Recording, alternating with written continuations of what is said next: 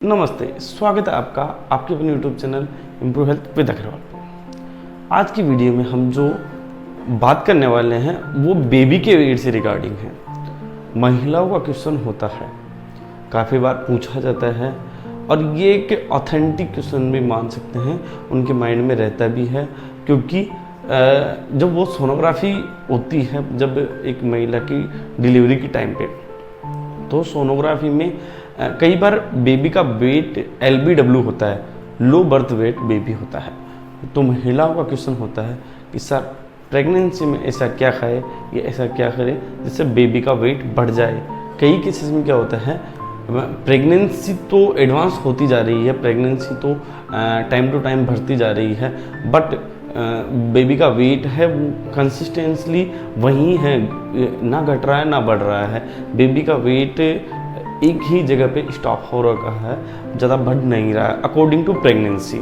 तो आज हम इसी बारे में चर्चा करने वाले हैं। तो दोस्तों प्लीज़ हमारे चैनल को सब्सक्राइब कीजिएगा, वीडियो को लाइक कीजिएगा और वीडियो को अंत तक ज़रूर देखिएगा। बहुत बार गर्भवती माता का वज़न तो बढ़ता है, लेकिन बेबी के वज़न पे कोई फ़र्क नहीं पड़ता है, वो कांस्टेंट वहीं पे रहता है जो एक्चुअल में उसका था, या वज़न पे कोई इफेक्ट नहीं पड़ रहा है, बेबी का वज़न बढ़ नहीं रहा है। तो ऐसा क्यों होता है, चलिए वीडियो में देखते हैं ऐसा क्या रीज़न होता है। तो फर्स्ट ऑफ ऑल बात की जाए, बेबी का वेट प्रेगनेंसी में डिपेंड करता है महिला के खुद के हेल्थ पे।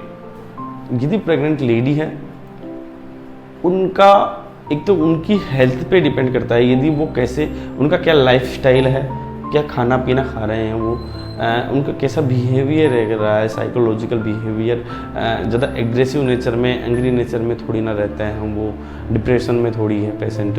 और गर्भवती माता का जो डाइजेस्टिव सिस्टम है वो कैसा है, कोई भी खाना खा रही है तो ये थोड़ी है कि बहुत ज़्यादा वॉमिटिंग हो रही है, हाइपर एमेसिस, तो उसके अंदर पूरा फूड पार्टिकल सब बाहर निकल रहा है, या उनके डायरिया की समस्या थोड़ी है।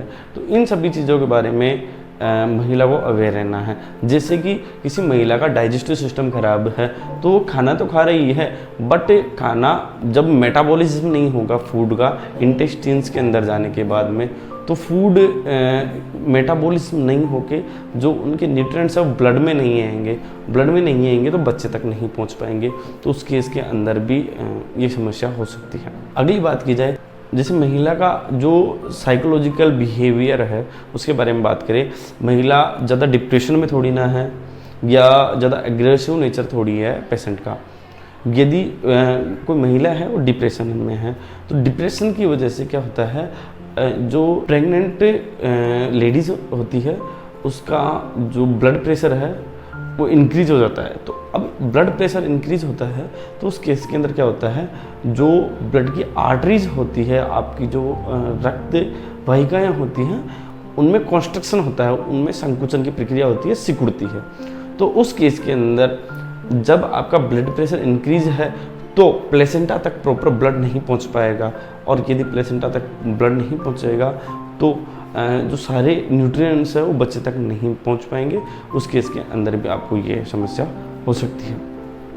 तो सबसे पहले महिलाओं को अपने स्वास्थ्य पे ध्यान रखना है और अपने खान पान पे मोस्ट कॉमनली ध्यान रखना चाहिए।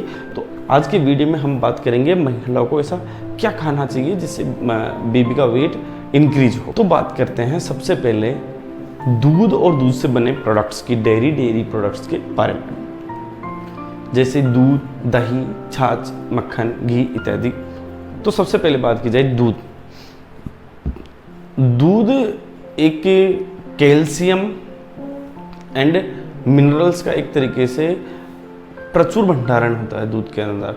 महिला को, प्रेग्नेंट लेडीज़ को दूध दिन के अंदर कम से कम 2 टाइम लेना चाहिए, जिससे बेबी को कैल्शियम और दूध में मिलने वाले मिनरल्स होते हैं वो एक तरीके से प्रेग्नेंट बेबी को मिलते रहें।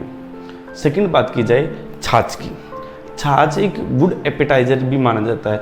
मतलब छाछ लेने से, जैसे आपने खाना खाने के बाद आप एक गिलास छाछ ज़रूर लें, क्योंकि छाछ एक गुड एपेटाइजर का काम करती है। छाछ लेने से आपका जो डाइजेस्टिव सिस्टम है वो अच्छा बना रहता है, उसकी वजह से आपका फूड डाइजेशन की प्रोसेस अच्छी होती है।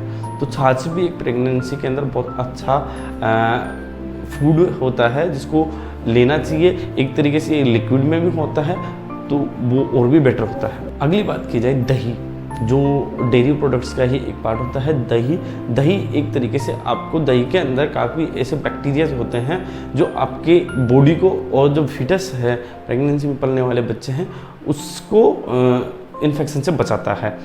तो बात की हमने डेयरी प्रोडक्ट्स की। अगली बात करते हैं स्प्राउट्स मीन्स जो अंकुरित दालें होती है जैसे सोयाबीन, मूंग, जो ऐसी अंकुरित दालें होती है इनका सेवन करना चाहिए प्रेगनेंसी के अंदर, क्योंकि स्प्राउट्स के अंदर प्रोटीन की अत्यधिक मात्रा पाई जाती है। तो इसलिए स्प्राउट्स का सेवन करना बहुत अच्छा माना जाता है प्रेगनेंसी के अंदर। यदि आपको स्प्राउट्स ज़्यादा खा लिया है उसकी वजह से आपको कई बार डाइजेस्टिव सिस्टम की प्रॉब्लम हो सकती है, तो इसको आप एक तरीके से अल्टरनेट डे भी इसको यूज़ में ले सकते हैं। जैसे आज ले लिए, एक दिन छोड़ के अगले दिन स्प्राउट्स ले सकते हैं। अगली बात की जाए green leafy vegetables. Green leafy vegetables एक तरह से आयरन ओवरलोडेड होती है, इसके अंदर आयरन की प्रचुर मात्रा पाई जाती है जो प्रेगनेंसी के लिए एक मोस्ट कॉमन कंपोनेंट होता है। बहुत बेहद ही ज़रूरी चीज़ होती है प्रेगनेंसी में आयरन की मात्रा बढ़ाना। तो यदि आप ग्रीन लीफी वेजिटेबल्स खा रहे हैं तो इससे आपको बॉडी के अंदर आयरन मिलेगा, मल्टीविटामिन्स मिलेंगे, साथ ही साथ जो ग्रीन लीफी वेजिटेबल्स होते हैं उनके अंदर पानी की भी प्रचुर मात्रा पाई जाती है।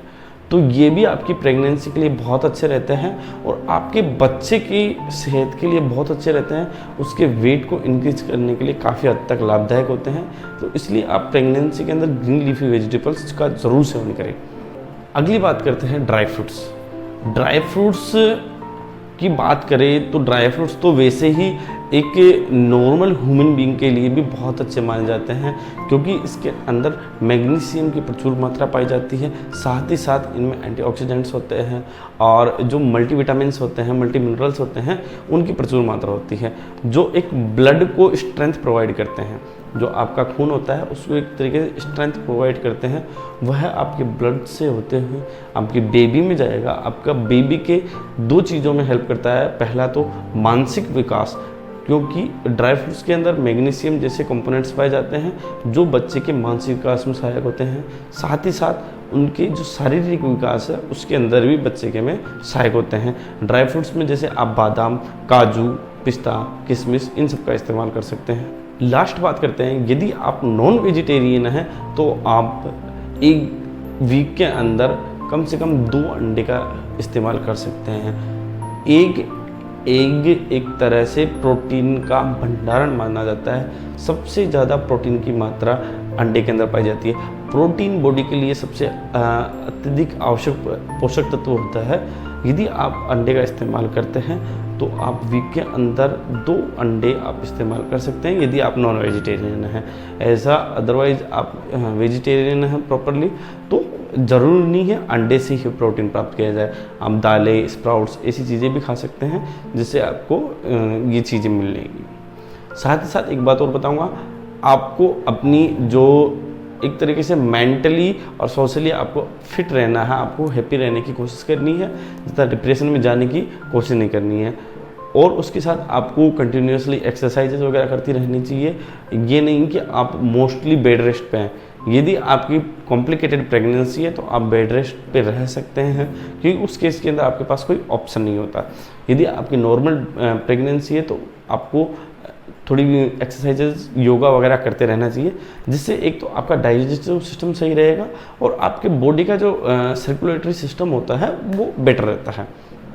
तो दोस्तों, कैसे लगी नॉलेज आपको, प्लीज़ कमेंट बॉक्स में कमेंट करके ज़रूर बताइएगा और हमारे चैनल को प्लीज़ सब्सक्राइब कीजिएगा, वीडियो को लाइक कीजिएगा। धन्यवाद।